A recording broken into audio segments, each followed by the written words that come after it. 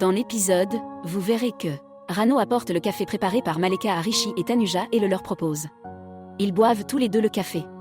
Rishi n'aime pas vraiment ça, mais Maleka le force à le terminer. Le lendemain matin, tout le monde est au petit déjeuner quand grand-mère arrive et demande où sont Rishi et Tanuja. Mampri répond, vous ne savez pas? Ils ont dû partir pour leur lune de miel sur le vol du matin. Ils avaient un vol, après tout. Grand-mère dit, oh, j'avais oublié ça, et Raj ajoute, oui, ils doivent déjà être partis en lune de miel. Je suis si heureux aujourd'hui. Je vais avoir quelque chose de sucré à célébrer. Rano l'interrompt et dit, non, tu ne devrais pas manger de sucreries, ce n'est pas bon pour la santé. Raj insiste, laissez-moi en manger aujourd'hui, mon fils est en lune de miel. Cela appelle à la fête. Puis il se tourne vers Maleka et lui dit, tu devrais aussi manger des friandises aujourd'hui. C'est une heureuse occasion, après tout. À ce moment-là, Rishi arrive, surprenant tout le monde. Raj demande, n'étais-tu pas censé être sur ton vol? Que fais-tu ici? Rishi répond, je n'ai pas pu me réveiller ce matin. L'alarme s'est déclenchée, mais j'étais si profondément endormi que je ne l'ai pas entendu, alors nous avons raté le vol. Raj demande, Tanuja ne s'est-elle pas réveillée non plus? Tanuja entre dans la pièce et dit, je ne me suis pas réveillée non plus. L'alarme n'arrêtait pas de sonner, mais je n'arrivais pas à me lever. Rishi ajoute, nous étions si fatigués la nuit dernière, et en plus de cela, maman nous a donné du café, ce qui nous a probablement fait dormir si profondément. Raj devient méfiant et dit, ce n'est pas grave. Si vous avez raté votre vol, vous avez votre voiture, n'est-ce pas? Rishi confirme, oui, nous le faisons. Raj suggère, vous devriez alors y aller en voiture. Ce sera plus amusant. Vous traverserez des routes panoramiques, des rivières et tant de sites magnifiques. Ce sera plus agréable de cette façon. Mampri est d'accord et dit, c'est une excellente idée, papa. Tu devrais faire tes valises et te préparer. Il prend ensuite Rishi à part, lui proposant quelques jeux à emporter au cas où il s'ennuierait pendant le voyage. Rishi et Tanuja partent pour leur voyage. Pendant le trajet, Tanuja continue de parler et Rishi dit finalement, tu ne peux pas rester silencieux pendant un moment? Tanuja répond, si je reste silencieux, comment se déroulera ce voyage? Rishi met de la musique et ils commencent à se disputer pour savoir quelle chanson jouer. Au milieu de leur querelle, ils manquent de percuter un vélo venant en sens inverse, mais ils parviennent à faire un écart et leur voiture s'écrase contre un arbre. Tanuja remarque que la tête de Rishi repose sur le volant et devient extrêmement inquiète. Elle essaie de le réveiller, mais il ne répond pas. Elle sort de la voiture, prend une bouteille d'eau dans le coffre et retourne précipitamment vers la voiture. Lorsqu'elle ouvre la porte, elle constate que Rishi n'est pas là. Elle commence à paniquer et l'appelle bruyamment. Dans la zone déserte, elle se met à pleurer, se demandant où Rishi aurait pu aller. Soudain, Rishi apparaît devant elle en mauvais état. Elle l'attrape et lui demande, que t'est-il arrivé? Où es-tu allé tout d'un coup? Rishi commence à rire bruyamment, se moquant d'elle. Tanuja le regarde avec colère et dit, c'était une horrible blague. Rishi répond, tu aurais dû voir ton visage. Tu criais si fort. Tanuja rétorque, cet accident était de ta faute.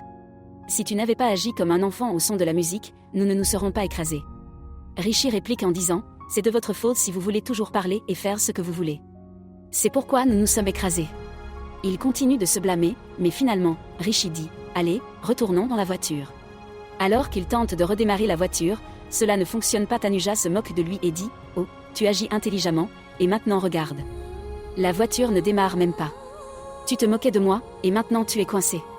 Rishi s'assoit sur la route et dit, très bien, continue de rire. Je ne bouge pas d'ici. Je resterai ici toute la nuit. Tanuja arrête de rire et dit, très bien, je ne ris plus. Maintenant, lève-toi et fais quelque chose.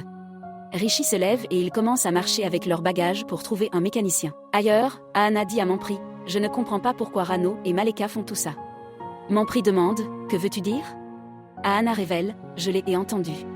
C'est la raison pour laquelle Rishi et Tanuja ont raté leur vol. Mampri est choqué et dit, c'est terrible. Ils n'auraient pas dû faire ça. Mais cela n'a plus d'importance maintenant, Rishi et Tanuja sont ensemble en lune de miel. Maleka ne peut rien faire pour les séparer. Leur lien est destiné, vie après vie. Ahana, confuse, demande, que veux-tu dire par là? Pensez-vous que Tanuja est Tanu? Mampri répond avec assurance, j'en suis sûr. Ce n'est pas seulement qu'elle ressemble à Tanu, ses habitudes, ses manières, tout en elle me rappelle Tanu. Je sais qu'elle est Tanu, et un jour tu le croiras aussi. Pendant ce temps, Maleka essaie d'appeler Rishi mais est frustrée lorsqu'il ne répond pas. Elle dit avec colère, qu'est-ce que c'est? Il ne répond même pas à mes appels. Je vais devoir faire quelque chose à ce sujet. De retour sur la route, Rishi et Tanuja marchent quand Rishi dit, Je suis fatiguée. Reposons-nous un peu. Tanuja n'est pas d'accord. Non, cet endroit est trop désert et il va bientôt faire nuit. Nous devons trouver rapidement un mécanicien et faire réparer la voiture. Rishi insiste, je ne peux plus marcher. Je vais me reposer. Tanuja le taquine, tu vas à la salle de sport et tu soulèves des poids lourds, mais tu ne peux pas marcher pendant 10 minutes? Rishi répond, je suis juste un gars normal. Vous venez d'un village, donc vous avez l'habitude de marcher sur de longues distances. Je ne le suis pas. Tanuja continue de le taquiner.